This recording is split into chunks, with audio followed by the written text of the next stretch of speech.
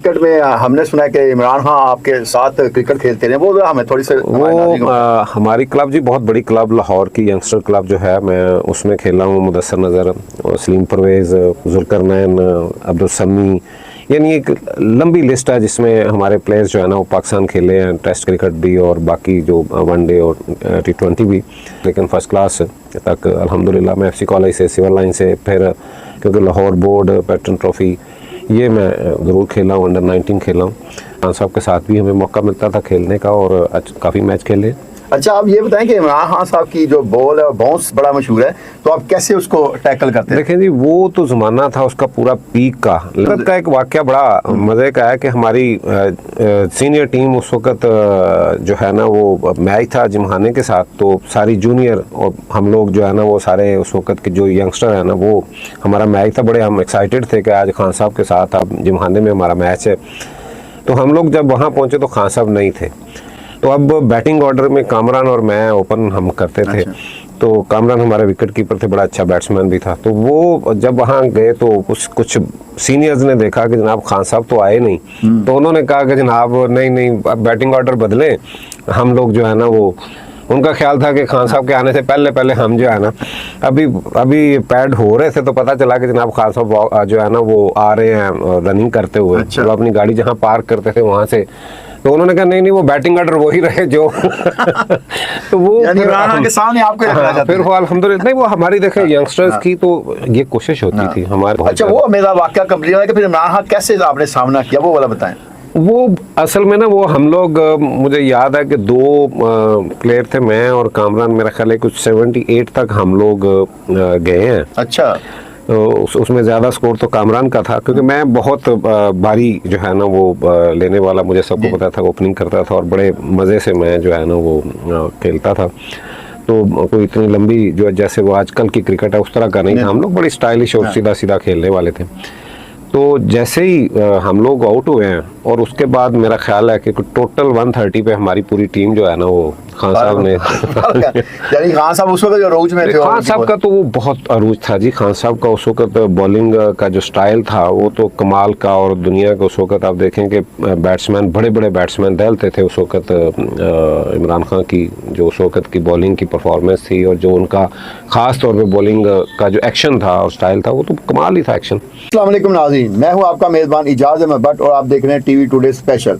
हमारे आज के प्रोग्राम के गेस्ट हैं मुस्लिम लीग काफ लाहौर के सदर मियां वहीद अहमद। मियां साहब, क्या हाल है आपका? अल्हम्दुलिल्लाह जी, बहुत अच्छा। और इब्तदा में हमारे नाज़रीन को बताएं अपनी इब्तदाई एजुकेशन और इब्तदाई लाइफ के हवाले से। बिस्मिल्लाहिर्रहमानिर्रहीम। मैं जी, मेरा ताल्लुक़ लाहौर से ही शादरा से है। शादरा के कस्बा जिया मूसा, वहाँ से मेरा ताल्लुक़ है। और मैंने जो इब्तदाई है मेरी जो एजुकेशन है वो वहाँ पे हमारे जो प्राइमरी का है वो वहाँ पे एक इंग्लिश मीडियम स्कूल उस ज़माने में था हमारे पूरे इलाके में, एक वहाँ से मैंने प्राइमरी का किया। उसके बाद मैट्रिक जो है वो मैंने मुस्लिम मॉडल हाई स्कूल लोअर माल से किया। और फिर मैं सिविल लाइन कॉलेज में क्रिकेट की वजह से सिविल लाइन कॉलेज से मैंने इंटर, और उसके बाद मेरा ग्रेजुएशन जो है वो मैं FC कॉलेज में जो है ना वो मेरी रही है तालीम, वहाँ से मैंने ग्रेजुएशन जो है ना वो मैंने की। साहब उस वक्त जो अरूज में थे, खान साहब का तो वो बहुत अरूज था जी। खान साहब का उस वक्त बॉलिंग का जो स्टाइल था वो तो कमाल का, और दुनिया का उस वक्त आप देखें कि बैट्समैन, बड़े बड़े बैट्समैन दहलते थे उस वक्त। इमरान खान की जो उस वक्त की बॉलिंग की परफॉर्मेंस थी और जो उनका ख़ास तौर पे बॉलिंग का जो एक्शन था और स्टाइल था वो तो कमाल ही था एक्शन। साथ दोस्त जो है ना वो काफ़ी आगे, जैसे सलीम मलिक है वो मेरे साथ स्कूल में, मुस्लिम मॉडल में आमिर मलिक, सलीम मलिक, ये थे। क्लब में बहुत से और क्रिकेटर हमारे साथ, FC कॉलेज में, सिविल लाइन में, वो सारे, उनमें से मोहसिन कमाल जैसे पाकिस्तान खेला है, वसीम अकरम हमसे जूनियर था कॉलेज में, और बहुत से प्लेयर। तो मुझे समझ आई कि मेरा जो है ना शायद यहाँ पे चांस नहीं है, तो मैं फिर बिज़नेस में चला गया। तो इस वजह से फिर मैंने तो पीछे मुड़ के नहीं देखा उधर। शुरू में क्या बिजनेस शुरू किया आपने? शुरू में जी मेरे रियल एस्टेट में हमारे इलाके के अंदर, मैंने याद है कि उस वक्त 85 में हमने 2-3 वहाँ पे अपने इलाके में रावी के उस पार जो है ना अपनी कॉलोनीज जो है ना वो बना के बेची हैं। तो वहाँ से मैंने बिज़नेस स्टार्ट किया। तो चूँकि उस वक्त मेरे कज़न जो है ना वो भाई मेरे जो है वो MPA बने 85 में। क्या नाम था? मियां महमूद अहमद शादरा से। तो मेरे वाले साहब पुराने मुस्लिम लीगी और बहुत ज़्यादा उनका जो है ना वो सोशल वर्क इसमें था। और वो वाला साहब का नाम बता दें नाज़रीन। चौधरी रशीद अहमद मेरे वाले साहब जो है ना वो उनका लोगों से बहुत ज़्यादा था ये सोशल वर्क जो है ना। और फिर ख़ास तौर पे मैं समझता हूँ कि मियां महमूद साहब को भी एज ए एक तो उनके वो मामूम थे मेरे वाले साहब, और दूसरा ये है कि उनके उस्ताद भी कह सकते हैं कि उन्होंने उनको जो है ना इस तरफ लगाया। और वाले साहब की जो पूरी दोस्त अहबाब थे, फिर हमारे पूरे बड़े जो है ना उन्होंने वो इलेक्शन 85 का जो है ना मुझे याद है लड़ा, तो उसमें कामयाबी हुई। फिर उसके बाद अल्हम्दुलिल्लाह वो एक सिलसिला ऐसा चला कि एक ज़माने तक मियां महमूद के अलावा उस इलाके के अंदर कोई बड़ा नाम मैं नहीं समझता। तो वो तो बाद में कुछ ऐसी इस तरह के मामले हुए कि ये भट्टू साहब के साथ छोड़ के पार्टी को जब गए हैं तो वहाँ से वो ज़वाल जो है ना। तो मैं चूँकि उस ज़माने से ही मेरा ताल्लुक सच में पूछें तो मैं उस वक़्त भी भुट्टो साहब को बहुत पसंद करता था। अच्छा। बड़ी छोटी एज में हमें वो बड़ा वो उनका जो करिश्मा आपके सब पता है भुट्टो साहब उस वक़्त। तो मैं पीपल्स पार्टी में स्टूडेंट लाइफ में भी, और उसके बाद मैं फिर पंजाब का यूथ का जो है ना वाइस प्रेसिडेंट रहा हूँ पीपल्स पार्टी। कौन सा गान था? ये गालबन 80s की बात है, 85 के बाद भी मैं ऐसी रहा हूँ उधर। लेकिन अपने हलके के अंदर वो भाई के लिए हम लोग सपोर्ट उन्हें ज़रूर करते थे, लेकिन शुरू से नज़रियाती तौर पे मेरा ताल्लुक जो है ना वो पीपल्स पार्टी से था। जहांगीर बदर साहब बड़े मेहरबान थे, शेख रफ़ीक मरहूम, तो इन्होंने बड़ी कोशिश की कि मुझे जो है ना वो मैं आगे आके उधर से इलेक्शन लड़ूं MPA का। जी। लेकिन वो चूँकि एक फैमिली का हमारा क्लैश होने का मसला, उस वजह से फिर वो वाले साहब ने भी इजाज़त न दी वो भाई की वजह से। तो बस पीपल्स पार्टी के साथ इस हद तक मैं जो है ना वो हाँ रहा, और नज़रियाती तौर पे भी मैं पसंद भी उन्हीं की सियासत को करता था और उन्हीं के साथ था। अच्छा, पीपल पार्टी की सियासत से लेके काफ लीग की सियासत तक आपने बीच में कहाँ जो पड़ाव डाले? नहीं, असल में जब पीपल्स पार्टी का बेनज़ीर और जरदारी साहब का जब वो एक मुझे याद है कि जब ये बाहर चले गए थे और एक बाहर आपको इल्म होगा कि इनके ख़िलाफ़ एक केस का फ़ैसला आया, तो मैं सच पूछें तो बड़ी मायूसी हुई। वो हमें ज़ुल्फ़िकार अली भुट्टो वाली सियासत जब नज़र नहीं आई तो मैं बिल्कुल हम छोड़ के सियासत, तो मैं फिर UK ज़्यादा मेरा बिज़नेस भी था तो मैं चला गया बाहर। तो फिर मेरा कभी सच पूछें वो भाई की सियासत में आके लोगों की खिदमत जो हम कर सकते थे वो ही करते रहे हैं। बाकी कोई अमली तौर पे मुझे, हालांकि मुझे 2002 में पीपल्स पार्टी की तरफ से फिर ऑफ़र हुई दोबारा आके आप इलेक्शन लड़ें अपने हलके से, लेकिन मेरा कभी अमली सियासत में आने का, क्योंकि सच बात पूछें तो मैं समझता हूँ कि जो पाकिस्तान के अंदर आज से नहीं, मैं तो बचपन से देखता आ रहा हूँ कि ये मुनाफिकत और झूठ का सारा जो है ना वो यहाँ पे सिलसिला है। और फिर एक अरसे से 85 के बाद मैं देखता हूँ कि नज़रियाती सियासत तो इस मुल्क के अंदर दफन होती चली गई और आज नज़रियाती मामला ही कोई नहीं। फिर 2017 में मैं इंग्लैंड से वापस पाकिस्तान आया हूँ और उस वक़्त नया पाकिस्तान बनाने का जो एक जोश था उसमें आए हैं, और PTI के दोस्तों ने मुझे बड़ा समझने के वो मजबूर किया कि आप इलेक्शन लड़ें इलाके से। उसमें खान साहब के बहुत करीबी लोगों ने मुझे बड़ी श्योरिटी और बड़ा मेरे साथ उन्होंने कहा जी आप हमारे कैंडिडेट हैं। मुझे वहाँ से NA के लिए मुझे जो है ना बाकायदा अनाउंस किया गया और फिर मैंने बड़ी उसके लिए कोशिश। NA का क्या नंबर था आपका उस वक़्त? हमारा था, अब तो 117 है, फिर उसके बाद 123 रहा है, उस वक़्त 118 था। तो ये जो है ना हमने पूरी उस वक़्त पूरी मैंने उस पर मेहनत की और बिल्कुल लास्ट मोमेंट पे जो यहाँ पे पाकिस्तान में होता है हल्के के बाहर से किसी को टिकट मिल गया। जब टिकट मिला तो उस वक़्त पे चॉइस सरवर साहब ने मेरे साथ बात की कि आप इलेक्शन के इस पूरे इलेक्शन को आप जो है ना वो हेड करें। तो मुझे 2018 का इलेक्शन जो है ना वो MNA के हमारे कैंडिडेट थे मेयर वाजिद अजीम PTI से और मलिक आसिफ मरहूम थे 145 से और 144 से खालिद गुजर मरहूम थे। तो मैंने ये समझ लें कि सारे तीनों का जो मुझे हेड बना दिया गया वहाँ हाँ जी, मैंने वो आपने वो उनकी पूरा पूरा जी, हाँ जी, मैंने वो इलेक्शन लड़ा। और ये आप समझते नहीं कि आपके साथ ज्यादती हुई थी, आपने यानी पॉलिटिकली इतना उनको सपोर्ट किया? अच्छा, और आपको मैं ना इसमें बड़ी मैं हमेशा ये समझता हूँ कि जब आप किसी पार्टी को ज्वाइन कर लेते हैं, पार्टी के फैसले को, फिर आपके लिए वही सब कुछ होना चाहिए। और मैंने उसमें पूरी कोशिश की कि भाई अब पार्टी ने चूंकि फैसला कर दिया, और मैं वो पहला बंदा था जिसने मेहर वाजिद अजीम को मुबारकबाद दी इस पे टिकट पे, और फिर उसका पूरा इलेक्शन लड़ा, और अपनी जेब से हर चीज़, और अपनी गाड़ियाँ, अपना ऑफिस, यानी मैंने इतनी मेहनत की कि, लेकिन उसका एक मुझे फ़ायदा ये हुआ कि उन तीनों लोगों से, यानी दोनों हमारे एमपीएस के कैंडिडेट और एमएनए के कैंडिडेट से ज़्यादा पूरे इलाके के अंदर लोगों से मेरा फिर दोबारा वो जो एक गैप था, बड़े अरसे से मैं यहाँ पाकिस्तान में नहीं था, वो मेरा कवर हो गया। और लोगों ने अब उसके बाद यही था कि हमारा नेक्स्ट कैंडिडेट यही है। और फिर चॉइस सरवर साहब ने जैसे ही गवर्नर बने हैं तो उन्होंने मेरा जो है ना मुझे अपना कोऑर्डिनेटर अनाउंस कर दिया। तो मेरे लिए वो एक ये भी हो गया कि फिर हल्के के लिए जो खिदमत हम कर सकते थे, तो अल्लाह का शुक्र है मेरा ऑफिस जो है ना 24 घंटे जो है ना वो वहाँ पे, और हर वक्त अगर मैं नहीं होता था तो कोई मेरा वहाँ पे नुमाइंदा। और जिस तरह की मैंने इस अरसे के अंदर हमने खिदमत की है, और एक नया अंदाज से अल्हम्दुलिल्लाह लोगों को ये बताया कि निचली सतह तक जो इख्तियार की बात सियासतदान करते ज़रूर हैं, बट सब लेकिन कभी किसी ने ये काम किया नहीं।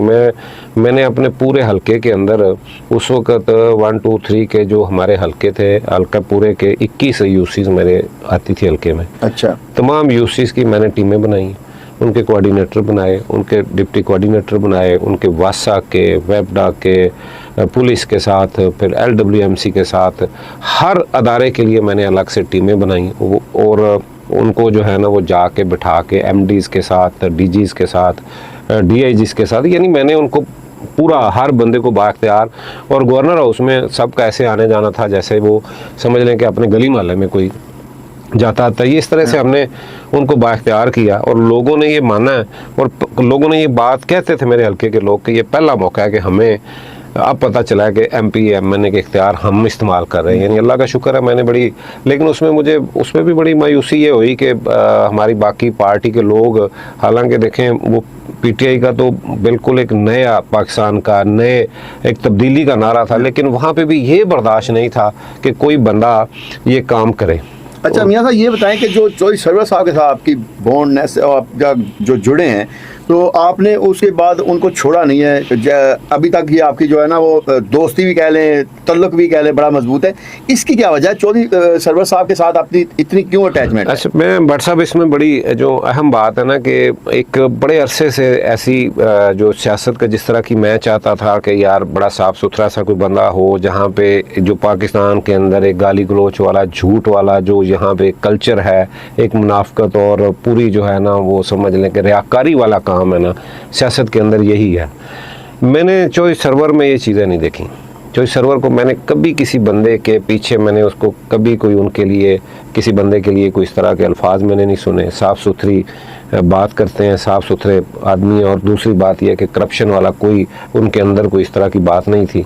तो मुझे लगा कि यार ये एक ऐसी शख्सियत है जिनके साथ, और फिर वो वैसा हमारा बना कि अल्हम्दुलिल्लाह आज तक मैंने उनके अलावा, बल्कि PTI में जब हम PTI मैंने छोड़ी है तो 9 मई से बहुत पहले चौधरी साहब के इख्तलाफ खान साहब से हुए। उन्होंने जब इन्हें गवर्नरी से फ़ारग कर दिया, और वो थी तो बड़ी ज़्यादती, उसके और भी तरीके थे, लेकिन चौधरी साहब के साथ ही हमने जो है ना, हालांकि मुझे पूरे मेरे हलके ने, पूरे फैमिली मेरी ने, सब ने, और वो एक जुमला मुझे आज भी याद है, लोग कहते थे कि आपने जो रोज़ा है ना वो असर के वक़्त जो है ना वो खोल लिया अपना, तो आपका जो इस वक्त मकाम है यहाँ पे, आपका टिकट जो है वो आप MNA का चाहे आप MP का चाहे, आपका टिकट पक्का है, आप क्या कर रहे हैं।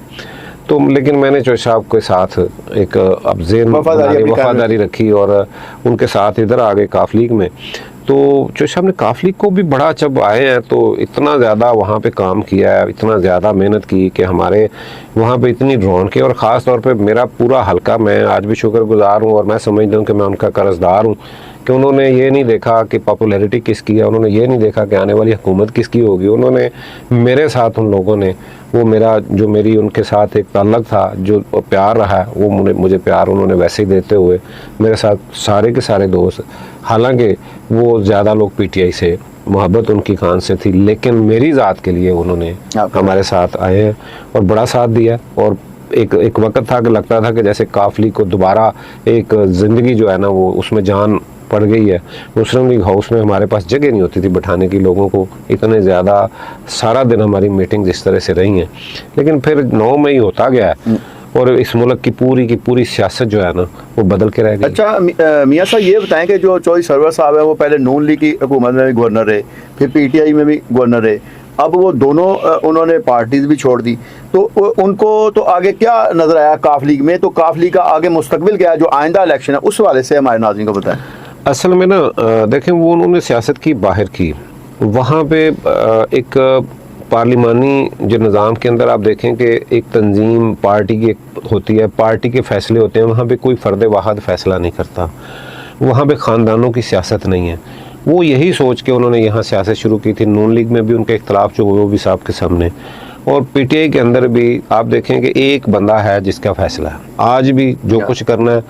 तो ये चीज़ें उनसे वो मैच नहीं कर पा रही थी, उनकी शख्सियत को, वहाँ पे भी वो कंफर्टेबल नहीं थे, उस तरह से काम नहीं करने दिएगा। और फिर दूसरी बात एक और है भट्ट साहब, आप ये मिसाल बड़ी आप सिंपल सी बात है, आप किसी ऑफिस के अंदर एक आपकी अच्छी पोजीशन है और आपके साथ एक ऐसे बंदे को बैठा दिया जाए जो बिल्कुल आपसे बिल्कुल जूनियर है, मैं कोई ऐसा छोटा कोई ओहदा किसी को भी नहीं कहता, लेकिन एक बॉस के सामने फ़र्ज़ करें कि एक बिल्कुल पीएन को ला के बैठा दिया जाए तो वो काम कर पाएगा?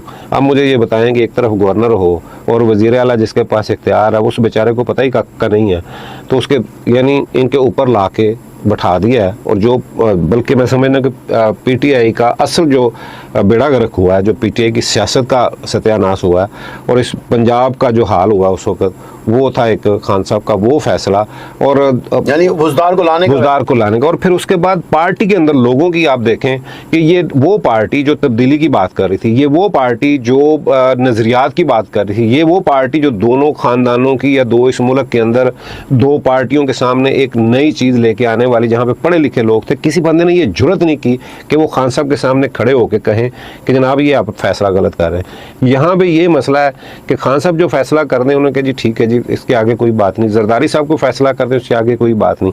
मियाँ नवाज शरीफ को फैसला कर दे। ये वो बातें हैं जो मेरा ख्याल है कि कम अज़ कम जो बंदा साफ़ सुथरी और ख़ास तौर पे जिसने बाहर सियासत की हो, और मैं समझता हूँ कि मैं ख़ुद भी ऐसे लोगों के साथ जो जहाँ पे कोई असूल कानून कोई कायदा ही नहीं है वहाँ पे रहना बड़ा मुश्किल है। और यही हुआ उधर भी कि फिर वो चौधरी साहब को वहाँ से जो है ना वो छोड़ के वो काफ लीग में आ गए। काफ लीग उस वक़्त हमने बड़ी मुशावरत की, हमें बहुत सी पार्टियों की तरफ से बड़ी ऑफ़र्स थी, ठीक है, उहदों की भी थी, चौधरी साहब को भी। लेकिन जैसे ही चौधरी परवेज़ साहब छोड़ के गए हैं तो सरवर साहब के उन्होंने फ़ैसला किया कि यार चौधरी शुजात साहब की जो सियासत है, और बट साहब इस पर मैं एक बात करता जाऊँ, मैंने बहुत से लोगों को पाकिस्तान के अंदर आज हमें नवाबजादा नसरुल्लाह शायद कभी किसी को कभी याद आया हो उस वक़्त के नहीं, अब याद आता है लोगों को, अब याद आता है कि इस वक्त जो मुल्क के हालात हैं आज ऐसे बंदे की ज़रूरत है। चौधरी शुजात में भी वही कहा जा रहा है कि चौधरी सरवर साहब जो आगे पीपल्स पार्टी में जाने का सोच रहे हैं। नहीं, ऐसी कोई बात नहीं है, पीपल्स पार्टी का नहीं है। वो असल में ये हुआ कि जब बिलावल भुट्टो साहब यहाँ से, क्योंकि वो तो जब आप देखेंगे जैसे ही गवर्नमेंट गई थी इनकी पीटीआई की, उस वक्त ऑफर हुई थी चौधरी साहब को कि अभी आपको गवर्नर अगर चाहे तो बना देते हैं, सेनेटर बनना चाहते हैं, तो उन्होंने कहा नहीं, मैं इलेक्शन लड़ के आऊँगा, मैंने ऐसे नहीं आना। ये तब की बात है। उसके बाद ये हुआ कि जब इन्होंने अभी की जो सियासत है जो काफ लीग में जब आए हैं, तो यहाँ पे चूँकि हमारे पास बहुत सी जगह पे हम इलेक्शन नहीं लड़ रहे थे, क्योंकि मेरा ख़ास तौर पे अपनी पार्टी के अंदर भी और चौधरी साहब का भी ख्याल था कि हम लोग जो है ना वो सीट एडजस्टमेंट या इस पूरा पीडीएम से निकल जाएं, क्योंकि जो लोगों के साथ हो रहा है हमें पीडीएम में नहीं रहना चाहिए उस वक्त ये। लेकिन चूंकि चौधरी साहब का, शुजात साहब का, उनके बाकी जो साहबजादे हैं, उनका फ़ैसला था कि नहीं हमें रहना साथ ही है। कल को अगर इलेक्शन में सीट एडजस्टमेंट नहीं भी होती तो हम अपना इलेक्शन लड़ेंगे। तो आगे आप क्या देख रहे हैं मुस्तकबिल में? काफ लीग जो है वो नून लीग के साथ ही इश्तराक रखेगी, पीडीएम की जो जमातें उनके साथ ही रखेगी, या अलहदा से या पीटीआई के साथ जाएगी? क्या आप इस वाले से? नहीं, पीटीआई के साथ तो देखिए कोई भी मेरा नहीं ख्याल, बहुत से लोग हैं जिनको शायद पहले खान साहब के साथ या एक पॉपुलैरिटी को देखते हुए या एक नज़रियाती बातें जो की थी उन्होंने, उसके उस वक़्त लोगों को लगता था कि शायद ये कुछ पाकिस्तान के अंदर कुछ ऐसा मामला कर सके, उस वक़्त तो लोगों का ख्याल था। लेकिन जो उन्होंने सियासत वहाँ देखी है वो तो एक बंदे के गिर्द घूमती है सारी चीज़ें। तो मेरा नहीं ख्याल कि भी काफली कभी जो है ना वो पीटीआई के साथ जा सकती है। हाँ, अभी जो हालात हैं इसके बाद खान साहब कल, क्योंकि पाकिस्तान के अंदर लीडर जो है ना, दुनिया के अंदर लीडर जो है ना वो सीखते हैं पढ़ के, लोग सीखते हैं दुनिया को देख के, लोग किताबें लिखते हैं, पढ़ते हैं। यहाँ पे जेल में जाके, यहाँ पे पाकिस्तान के अंदर कहा जाता है कि जेल में जाके सीखते हैं, और अच्छा, ये बिल्कुल निज़ाम ही अलग है। इमरान खान को कैसा लीडर पाते हैं? देखें, वो एक हीरो है और उनका जो है एक तिलिस्माती सी एक शख्सियत है, बातें बहुत खूबसूरत हैं, नॉलेज भी है। लेकिन अगर कहें ना कि वो कोई जिसे कहें कि भी वो यहाँ पाकिस्तान के अंदर कोई ऐसी चेंज ला सकें, गवर्नेंस वाला मामला नहीं देखा, वो पार्टी को चलाने वाला या पार्टी की तंजीम को, वो मेरे ख्याल में वो वहाँ पे बात नहीं है। वो सियासतदान नहीं है, वो एक, उन्हें लीडर कहें जो मर्जी कहें, लेकिन मैं आज भी उन्हें उस लेवल पे सियासतदान, क्योंकि उनको पाकिस्तान की सियासत का मैं समझता हूँ। अच्छा, एक लाइन में आपने हमेशा बताओ, नवाज शरीफ को कैसा लीडर समझते हैं? लाइन में मैं बता रहा हूं। नवाज शरीफ की असल में मैंने कभी भी सियासत को, देखें आज हम अलाई ज़रूर हैं, लेकिन मैंने कभी भी उनकी सियासत की मुझे समझ नहीं आई कि वो कभी जमहूरी बनते हैं लेकिन एक उसी वक्त पीछे पलट जाते हैं। शहबाज शरीफ कैसे लीडर हैं?